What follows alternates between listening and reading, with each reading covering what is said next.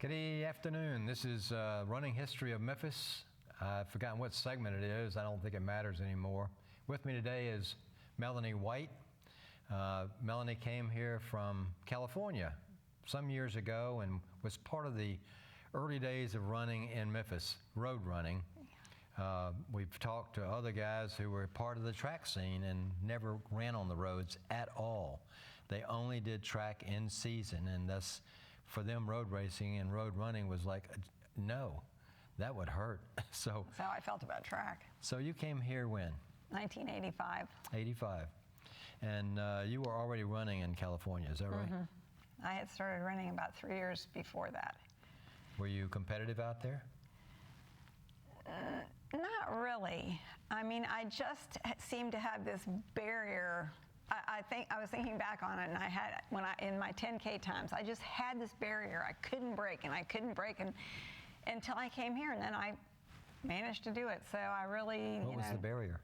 I wanted to break 45, and I just couldn't. And it was like every time I got close, my brain would go, "You're exhausted," and then I'd have to walk. So, but it was the running with the Huey's group that was my breakthrough.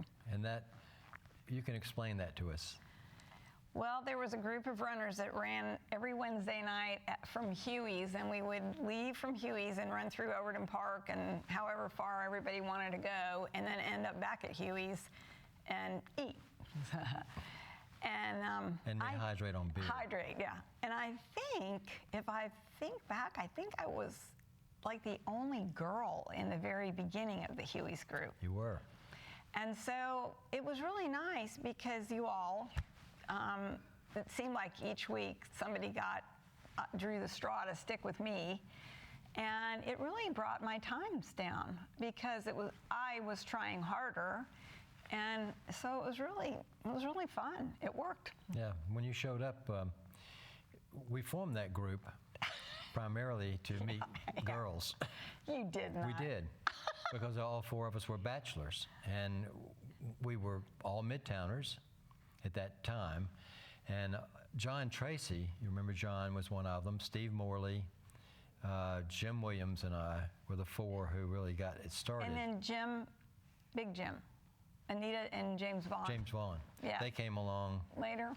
A little bit later than, 6 months after we really began to do it. And John Tracy had already fallen in love and decided to get married, so he was on the outs. But we didn't meet any girls. We met young women who were coming in and wanted to run. You were the first. Yeah. And I remember you keeping up with us, and we ran hard. We did not traipsy through the park. Well, I remember my first summer in Memphis. I was running with I guess it was you guys. And I said, okay, I have to stop. I think I'm going to die. And you guys, ah, ha, ha. And I said, no, literally, I think I'm going to die. Because I never sweat in California. I never got hot there. And then to come to Memphis with the heat and humidity was just eye-opening, I'll bet. Shocking. Yeah, shocking. That's good. Excellent way to put it. Yeah. So. What was your PR in the 10K finally? I knew you were going to ask me that, and it was someplace around 42. So. Which was a really good time. Well, no, you and Paul Sachs used to always ride my case because I wouldn't do track work, and you would say to me over and over, "You are not running to your potential." And I said, "But I'm having so much fun." And that never occurred to us that anyone would have fun racing. So. And I know it used to really drive Paul crazy because my times for the short distances and my times for the really long distances were not that different, and he just didn't think it made sense.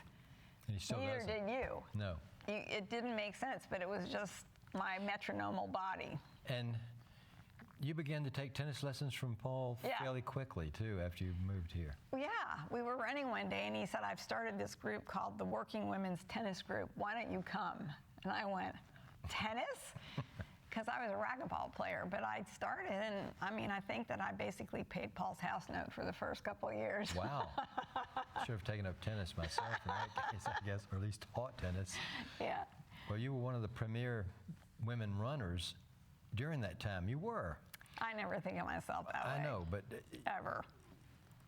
one woman in the group brought others. They weren't just going to be by themselves. Okay. With us. So I was us a magnet. Voracious Yeah. boy runners, men runners, young men runners. And I don't know who the second woman was, and don't really care that I know. But I think Marianne Wareham came into our Wednesday night group. She was much faster. And was already faster. Way faster. And I don't know why or how that. I've interviewed her also. Probably she just wanted the camaraderie. Absolutely. It was fun. And she liked the group situation. Yeah. A little competitive, but still able to have fun and socialize. Well, and then did Ellen Murphy run in the group? Mm-hmm. Lori Stark ran. Right. She came with me. And then there was a girl named Carol. Carol Chambers? Yeah. Yes. Yeah. And because she and a friend of hers used to run, and then they always did Kathy that. Yes. Horton. God, something like that, yeah. So it did grow, you're right. Yeah, Yeah. It grew. Mm-hmm. The group outgrew Huey's, and we were asked to leave Yeah. Huey's. And we then journeyed to the P&H, but we Yep. still started across the street from Huey's at the back Right. building. Right. And then you married Frank White, Right. who was a physician in town. Mm-hmm. And y'all both ran races. He was a member, an owner of Breakaway. Right. And so your affiliation with running was continual in Memphis. What were some of the races you remember running in town? In town? Okay, I remember that one of the scariest ones I ever did was there was an Italian fest or something in Overton Park. I went with Margaret Craddock. And we also didn't have lightning in California, not humidity or lightning. And so we finished the race and this storm came up and this lightning bolt came down right next to me. I crawled under a cement table. Nobody else moved. So that was, and then I used to love that one they did on Mud Island, the Oktoberfest. Right, 15K. That was so much fun. And I always did the Memphis and Maeve 10K. Right. And then I did like three Memphis marathons. And What was your best marathon time? 3:27. Oh, yeah, good. But you know, it's interesting. I didn't qualify for Boston with that. I had to No. get older. Different qualification. Yeah, I had to age a year and run slower to get in. Qualify. Did you go to Boston? I think I ran it 3 times too. Wow. What years do you remember? No. Okay. Yeah. 86, and I think Paul said we ran 90 together. I just don't remember those dates. Paul and Mike Cody have brains that seize on every date that they ever ran Yeah. anything. And some that they didn't run, but they know about, and I have no. I just don't remember, but those were. I loved the marathon here, the way that the route was, and that was the one that started downtown, and I did 2. One that started downtown, went out and back, and one that went to the Racket Club Right. down and back. Now that one was discouraging because I remember I was not even close to the turnaround point, and Paul came streaking past me on the way home, and I just went, really? yeah, I remember those days too. Yes. But those were fun. And then the other one, I didn't do a lot. You know, I didn't do a lot of races because it made me, it wasn't what I loved. I loved just going out and running like Forrest Gump. And yet, the times you ran are almost out of sight of runners these days. People aren't training as hard because although you didn't come to the track, most of the runs you did with us, at least around me, were at a tempo Right. that was a race tempo or Right. close to it. All my runs were the same as I raced. I didn't race. Yeah. I just ran. You just ran.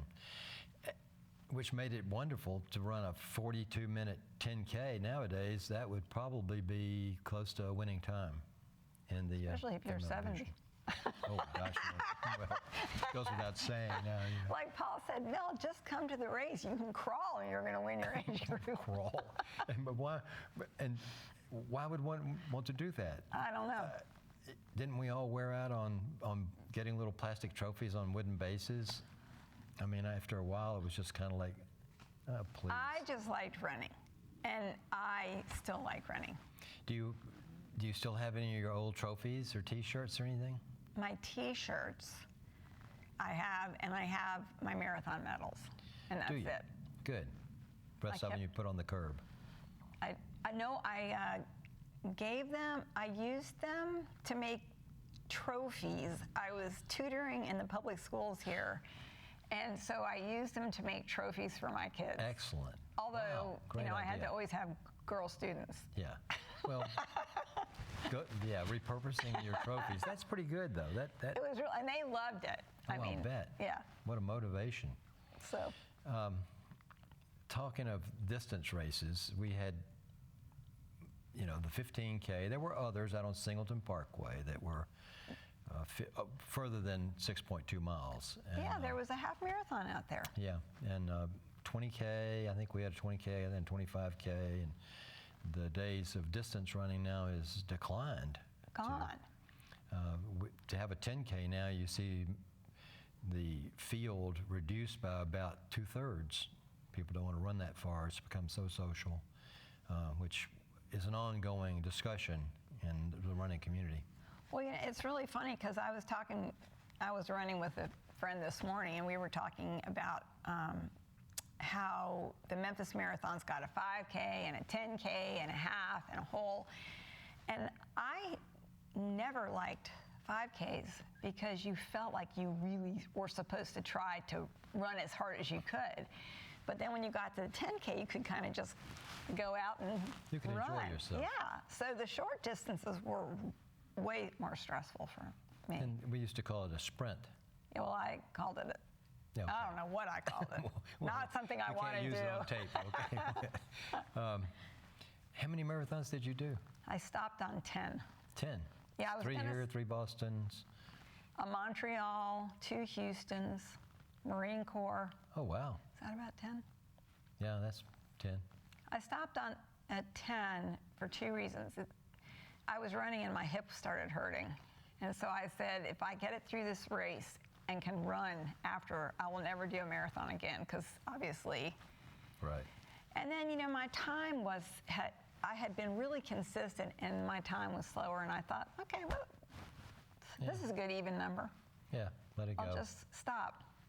I should have stopped at 10. Number 11 was not pretty. See, you have to know when to quit. But And then a couple I did by accident. I mean, like, I had done, my first marathon was Houston, and then the next year I was back in Houston visiting my parents and my sister, and the marathon was that weekend. And we were supposed to go to a party, so I told my sister, I'm going to do, it was a double loop. I'm going to do the first loop, wait for me, I'll just peel off, and we'll go home. And I started running with this guy, and we were having so much fun talking and everything. And we got to 13, and I said, well, Al, good luck, I'll see you. And he goes, what? And I said, well, yeah, I'm leaving, I'm not doing the whole thing. And he said, you can't do that. So I thought, okay. My sister standing there with my coat, I said, see you in 13 miles. So I finished it. Cool. It was so fun. I tell you, and that's you're one of the few people who would ever tell me, although I have to back up, that you're one of maybe many people who would say they had fun. Oh, yeah. Ultimately. There's so much fun. And the competition, the competitors had less fun, I think. That's right. And there were a number of those in Memphis, too. Who do you remember competing against? Okay, this is going to sound really disingenuous, but I don't remember competing against anyone because I never went into a race wanting to compete with that thought. I don't even remember who was in my age group. That's pretty astounding to me. I mean, I understand. For you, running was a fun, a release, and for others of us, it was fun to get to where we wanted to be, the competitive end of it. But the other thing is this, think about it. I ran with you guys. Yeah. So I was never going to be competing with you, and you were the people I knew. Yeah, well. So, and I mean, I was never going to be competing with Mary Ann. I mean, I saw her, not even in the beginning, because she always lined up way ahead of me. And so.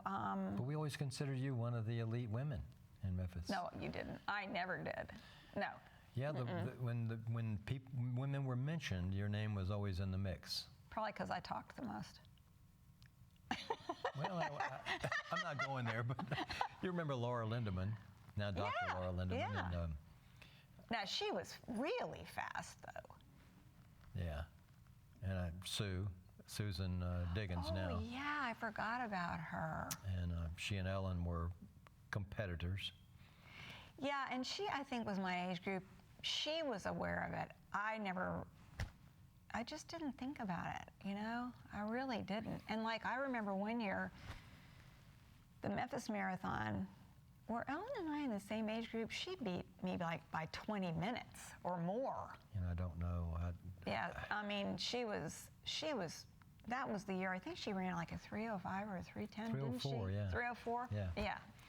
Yeah, And that was my 3:27 year, so you can see, I mean, she was like, so I mean, if she was in my age group, I didn't even think about competing with her. at the end of that race, she wept. She'd spent the last 4 miles of it running from side to side, shaking hands and high-fiving people, and lost probably 4 minutes, could have broken 3 hours. Well, and you know, this is the other thing I was talking to the girls about this morning. When we talk about our times from back then, those are the times from when the gun went off, not from when you crossed the start. True. And your finish time was when you crossed That's the right. end. There were no chips. No. And No, barbecue chips and Lay's. Right. But I remember one year at Boston, it took me 22 minutes to do the first 2 miles. That's a lot of time to make up. It's, yep. But that's just too bad. I mean, everyone had the same handicap, and that was just how it was. And in a way, that I wish they would go back to that. You do? Oh yeah, you know well, anyway, that's another whole discussion. But the chips have certainly offered competitors a realization of exactly what time they actually ran the race, because Right. the chip technologically signals when you cross the start line and when Right. you cross the finish line. So. They're fun, though, if you're like me, and now I'm following younger women who I like when they're running races, and you can log on and just, I mean, the little person is going like this on the computer screen, I didn't and know it that. tells you, Wait a minute. oh my gosh, and then it tells you at the mile they have just passed and their pace. Holy cow. It is, and then you start going, oh, she's not feeling good. She's lost 30 seconds. Now, is there an app for that? Well, the one that I used, it was the New York City Marathon twice, and so I followed, and then one other one. The big marathons have these apps, and it's kind of fun, cool. except I spent like 3 hours rooted to a chair watching this little person. Oh my gosh. I thought it might be just little footsteps. No, it was a little running person. How bizarre. When you first started running with us, we still ran trails at Overland Park. Mm-hmm. And I think, I could still see them. oh yeah, you still running Overland Park. I'm still running there now, but not the trails. No. No, last time okay. I did it with Paul, I fell 4 times, and I decided that's That probably was a the end good of sign. that. Yeah, that was same here. I can run on the trails if I follow someone and watch their foot plant. Other Yeah. than that, I can't do it. But those trails were the first soft surfaces that I'd ever run. We'd been pounding on the roads Yep. prior to that. So wonderful. And you were less than enthusiastic about the trails, I think, Yeah. initially. I'm still not really enthusiastic about them. I love the gerbil trail, the gravel trail. Right, the gravel trail. Because it's soft and nice. I don't like really running on the track, even though it's soft. So. Well, obviously not. You never would come to the track. Yeah. Still won't. No. And Paul's tried to convince me that grass is good. It is. It's just so slow. Yeah, but it builds total leg strength too, Okay. Well, and and with the golf course there, and if you Yeah. by the time you go, usually not a lot There's of golfers nobody. over there. Yeah, it's fun, but It is fun. Yeah. So yeah, I'm still running at Irving Park 3 years later. And Paul is not running because of his knees. He's bummed his knees out finally. Yeah. But it hasn't affected his tennis teaching, other than he doesn't have the mobility that he used to. Yeah. Well, it's unfortunately, it's one of the side effects of hard training and playing tennis all his life too. Well, see, and my theory has always been, I mean, Paul used to also get mad at me because I didn't run enough miles a week. But I'm still out there. And so I always had this theory that your body is like a bank and it has so many miles, and you can withdraw your miles at whatever rate you want, but then you run out of miles. That's a good analogy. So I am trying to make my miles last well into retirement. You have an I have a retirement plan. Actually, an individual running account. Well, do you remember Charlotte McLean? Sure. Well, she was always like my idol, and I thought, I said to myself back then, thinking it was so old, that I wanted to still be running at 70. Well, here you are. It worked. Now, they moved, she and her husband, Michael. They both taught at the Southwestern in those days, which is now Rhodes. Yeah. Where did they go? To Basalt, Colorado. Basalt, Colorado? It's right outside of Aspen. Oh, how terrible. I know, it's really a rough life. Yeah, it must be. They were a wonderful couple. He was also a minor partner in Breakaway, if I'm not mistaken. Yeah, he was one of the original owners. Yeah. And she was very attractive, and he was so accommodating to everyone. One of the nicest people, both a nice couple to have around. And I think she may have been the first Memphis woman to go to Boston. She may have been, I can't. There's some legend like that about her. Yeah, she trained on that hill at Overton that starts at the golf house and went up, and we nicknamed it Charlotte's Hill because she did all those hill repeats. Yeah. Well, you know, Calvin works out over there. Yes, I see him. From bridge to bridge is a mile. Yeah. And that's his workout, up the hill, down the hill, up in there. And he's still running at 60, whatever he is, 60. And unbelievably. Yes. Yeah. People tell me I see him. He looks like he's hurt all the time. I'm like, well, that's because he runs so hard on his workouts that the recovery looks like he's in stasis, but he's moving. But he's always smiling. Absolutely. Some of the characters that came to the Wednesday night group, and do you remember some of them? You mentioned Carol Chambers. Yeah. And you remember the Brit? Tom. Oh, Brent. Yeah. Tom. Brent. Little he short. Looked like his legs were one of those machines that run. Little wheels. Yes. And then I think to myself, man, if he was still running and had a Fitbit, he would get so many steps for his miles because his turnover was so fast. He was a very short fellow. And fast. British. Yeah. With a Van Dyke beard, graying, and worked at St. Jude, I believe. Yeah. He's still around the area. He is? Someone at Fleet Feet mentioned to me this past year, some point, that Tom Brent had come in the store. They recognized him, and it was like, where is he? And they were like, I can't remember. So that would be so fun. Oh, yeah. Tom was a fun guy to run with. He talked incessantly, no matter, if you were running too fast, he just fell off the pace and went back to talk to someone else. He and James Vaughn accompanied me on a Parkway to Parkway run one time, and I swear to you that he talked the entire 13 miles. James Vaughn, and you'd have to know James, who was about 6'3" or 4. I ran with him. About 6'4"? Yeah, big guy. About 230 pounds, even in good racing weight. He liked to talk, but very loudly, and he couldn't say a word because Tom wouldn't let him, wouldn't give him a moment to breathe. But you know what? That's why Tom was fast. He had great breath control, because if you can talk and run, you are efficient. He picked up an umbrella on North Parkway in the middle of the parkway there and ran with the umbrella furled the rest of the run. So some of the other guys, Jim Williams, who I lost contact with, also was an Arkansas boy. Yeah. And living over here and worked for the Department of Highways, I believe. Because he would be gone for long stretches, like doing bridges and, Right. He and James and I used to do long runs downtown, past when St. Jude was a little dome. That's all. Wow. And down Danny Thomas when there was nothing. Yeah. I didn't realize y'all had done the training runs like that. You know, I mean, moving here and you know, being single, that group really, I mean, made it possible for me to endure the move, because I never realized how hard it was going to be to move.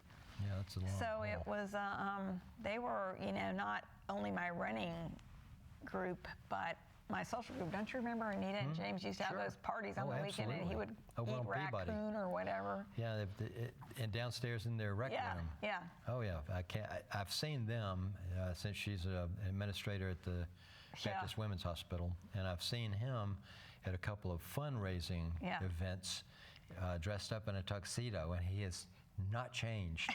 He is still James Vaughn from Frasier. Yeah. and delightfully refreshing too. Yeah. Although we assimilated anybody who came in who wanted to run.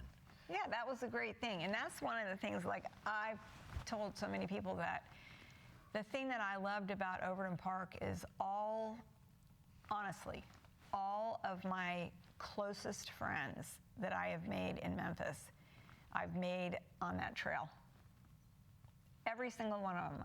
I mean, and people laugh because I've gone through so many little groups, but all from running and just saying, hey, you want to join us? And you know, you don't know anything about a person except they have an interest that you have. And it's a good point. I commiserated with some other people not long ago and wrote a little thing in the Roadrunner magazine about the fact that we always spoke to every runner that we passed. There was always some communication, and sometimes just a wave, but even if we didn't know them or not. Now I can speak to people and I'll get, they have headphones on. Or they're reluctant to speak to a man that they don't know, particularly the women now. And I find that a sad state, that we once again become more isolated from each other. Well, and you know, I guess I just don't understand. I mean, for me, half the fun of running is just being outside and experiencing nature, especially like at Overton Park, you know, the owl flying with you, or you hear all these birds, or it's just, you know. Or the snakes. Or the snakes, which I love, so don't say anything. I love them. And in the fall, when, you know, the leaves start to turn golden and you're running up that hill towards a playground and it's like a cathedral, I want to be in that. I don't want to be listening. We're very fortunate to have that. Yeah. And to have been introduced to it, and not to have to put on earbuds. I don't understand that, and neither do you, apparently. No. I never have used them ever. I want to hear someone running up behind me to hit me in the head. Yeah, well, and you've been there, so. Been there and done that. Yeah. Or hear the noises of the underbrush and hear the actual filtering out of the city noise, which you can get in Overton Park. Yeah, it's just, I just don't understand it. And I get very nervous when I run past these young women that are running alone that have those in. Don't you want to stop them and talk to them? Yes, I do. I want to say, you are making a big mistake. But anyway, I just, you know, I like the camaraderie. Now, Frank, my husband, is a solo runner. He loves to run alone. And I can run alone, but I'd much rather run with somebody. I think the older I've become, thank goodness, knock on wood, the more inclined I am to want to be with people and run. The motivation is more intense for me. By myself, my tendency now is to go, oh, it's dark outside. Yeah. Gosh, I can't go now. It's a little cold. It's a little chilly. And that used to have nothing to do with anything. Yeah.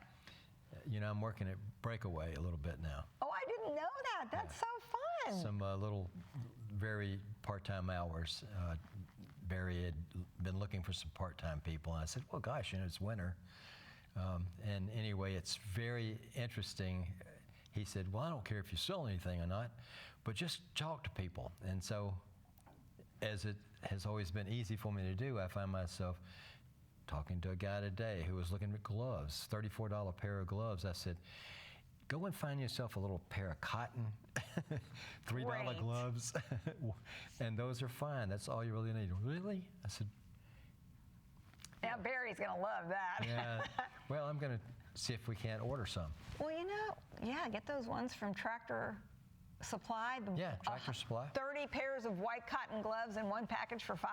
That's and right. Then you That's can, all you need. Yeah. If you lose them, you. and then you can also use them as Kleenex. And then just throw them in the washer. That after. also came up today.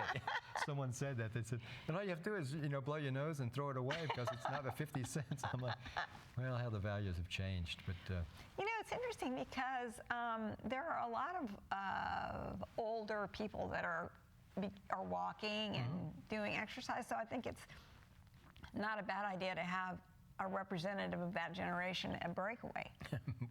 well, I'm it. Well, you've got a lot of credibility. I mean, you've got a ton of experience, and you know what shoes work and what to do, and you've probably had every injury, so you can.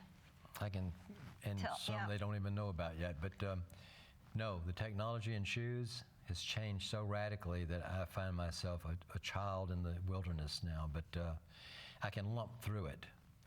Well, and I don't understand why when they have something that's great, they change it every year. R&D. Makes me nuts. Marketing comes in and says, we need to do something with the Ghost this year. Yeah. The Ghost 10. We need to really My pump shoe. it up. Yeah.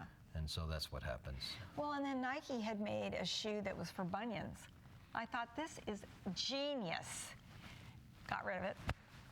It had a little expandable thing on the side where the bunion could go out, and then it looked like a little. Wow. It was so cool. They were the Vomeros, but they got rid of the bunion part and kept the name. And for those who aren't runners who see this someday, bunions form on our feet when we run, particularly when we run, and it's one of the side notes of it. It just happens. It's all right. It's all right. The And your running is feet worth get it. bigger. Yeah, feet do I mean, get my bigger. feet went up from a 7 to an 8.5 when I started running. Just slowly smooshed out. Yeah, I went up a size. Yeah. So, I've but actually- that's all right. Yeah, it's the way of the world when Yeah. you're a runner. Who were some of the other crazy people you remember? See, you're bringing up names I don't remember. Well, Steve Morley, who now is back in Memphis with his wife, That's The and preacher. Red. Who was Little Red? We called him Little Red. Oh, no. Steve something. He had. Steve Wills. Didn't they call him Red? Yeah, Little Red. Okay. Now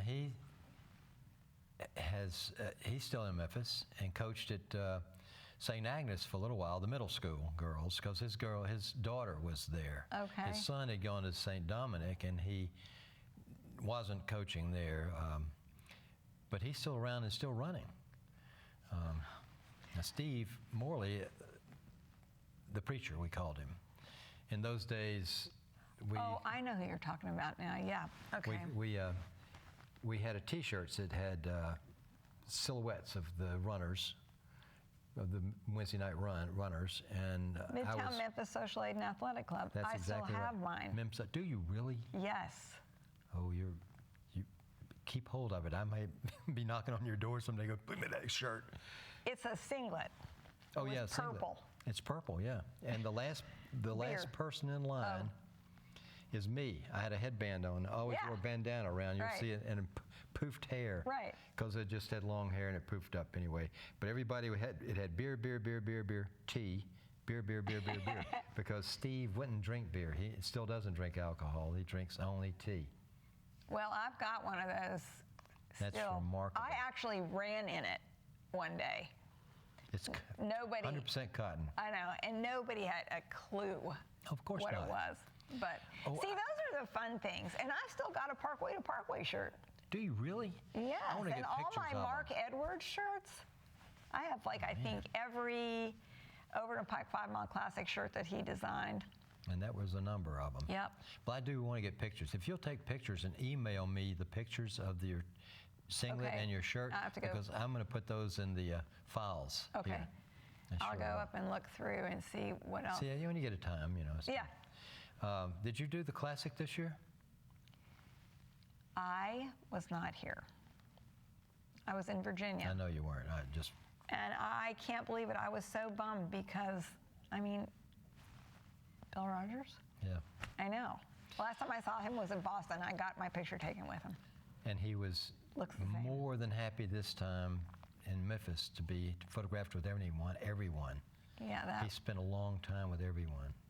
It was incredible to see how easily he got along with everyone, how personable he was, and yet he came to Breakaway to sign books. He brought, I think he had 30 shipped in, 25 or 30. He sold them all within an hour, and then he was selling posters. Then he started selling business cards, the autograph. But he had spent time with you, intently looking at you and talking about your program and signing his name on there. And you don't see that when you see most authors. I've gone to many signings, and most of the time they don't want to be bothered with any conversation. They want to know, what's your name? Here's your book. Go pay over there. Well, it's funny because I was talking to somebody who ran it, and she said, yeah, and next year Paul's getting some girl in. And I said, some girl? There's you mean discussion. Joan Benoit? And she said, oh yeah, that was her name. And I just went, Yeah. but she wasn't even born. No. So, And so that's what we had. The mix was funny. Yeah. The people were buying this book who were much younger and had to be introduced to what he had done, and still they were like, and he won what? yeah. Oh. And how fast? And how fast? And to hear his discussion or his talk on how it all came about was even more leveling for a guy who had been at the very peak of the running in America, and then he could talk about it in such simple terms. And he loves to run too. See, that's what I was going to say. When you look at him, you see the joy in his face. Absolutely. He loves running, and that's wonderful. He ran Saturday morning Cody? with Cody and a bunch of us, and just shuffled along with everybody. It was no big deal. And as he said, he loves to run off-road. He doesn't like to pound the roads anymore. Well, we were talking about this at tennis the other day. Paul's got me into tennis. And you play tennis, and once you get to a certain level, it's like people don't want to play with somebody who's not as good as they are. And I thought to myself, man, if runners were that way, nobody'd get any better. Yeah. Because every runner runs with somebody better, and that's what makes their speed better. But I think every runner also will run with somebody slower because they remember what that was like. And particularly if the slower runner shows and is interested. Yeah. And wants to be up there. We were accused more than once of running off and leaving people, but we never really left. We would wait for them, but when they got to where we were, we took off again, so they didn't get a rest. And we did, and so that was the legitimate complaint that we had. Well, see, and that's why I was saying there was somebody always just stayed with me on Wednesdays. No one ever ran off and left me in the dark in the park. No. I always had somebody obviously had been designated runner that night. Always made sure Drew that straws. someone, Yeah. Well, we didn't want anyone to be uncomfortable enough not to want to run with us until it got big enough, and on the roads that there were always groups. Yeah, and in the park at night, it would be a little strange to be just left. Yeah. Yeah. Anyway, that was really nice. Well, I'll want to add anything to this. This history is going to be in the Memphis room. I've discussed that before. I assume there'll be some editing to it. It'll be available for anyone who wants to come to the Memphis room and ask for it and be able to watch it. The MRTC has expressed interest in linking it on their website, so it can be streamed at some point, which is really uncomfortable too. I wish we'd done this earlier. We were losing people. Freeman Marr, we didn't get really a chance to see him in person.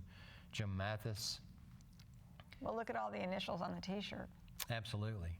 The Rocket guys and Mark. And Mark Edwards and others, Jack Marlowe. And just 2 days ago, a gentleman who you don't know and I've never met, but Jesse Wilburn, passed away. He was instrumental in bringing African American athletes in the days of segregation into the top end of running. Calvin is one of his runners. That's interesting. And his wife was a Tiger Belle at Tennessee State and has an Olympic medal to show for it. The history of Memphis is really rich in running, and that's why we decided to do this, and Mike Cody motivated me to do it. Mike's good at putting his hands on it. Saying, we need to do this. Which means... And it's been fascinating to me, and will continue to be. I hope for everyone who comes along, and I hope I don't talk so much that they get sick of me. But no, if they do, whatever. It's been way more fun than I anticipated. Well, good. We want to make it fun. Well, I guess we'll call it a day then, and Melanie may be back sometime. I just don't know how this will all evolve in the next little while. We'll be taping, I think, in January, and the rest of December I think we're taking a hiatus, but it will begin again in January, and we've got some interesting groups coming in then. But I think you're going to do groups? Usually we have 3, and I'm off camera. Okay. I'm the 4th that sits over there and acts like I'm a voice in the... Oh, no, this was more... Please. I liked this. This was fun. 1-on-1's better, and 1-on-2's good. You get 3 or 4 people, they talk over each other. But we've had some good groups. So anyway, that rounds it out for the day. Thanks, guys.